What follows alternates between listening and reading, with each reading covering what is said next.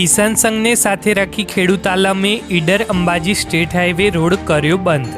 State highway રોડની બંને તરફ હજારોની સંખ્યામાં ખેડૂતોએ રસ્તા ઉપર બેસી રામધૂન બોલાવી। ખેડૂતોને રસ્તા પરથી દૂર કરવા પોલીસ સક્રિય। ત્યારે 1 કલાક કરતાં વધુ સમયથી હાઈવે રોડ ઉપર ખેડૂતોએ કર્યો ચક્કાજામ। ત્યારે કલાકો સુધી વાહન ચાલકો ટ્રાફિકમાં ફસાયા। ત્યારે નુકસાનીનો તાત્કાલિક સર્વે થાય તેવી ખેડૂતોની માંગ।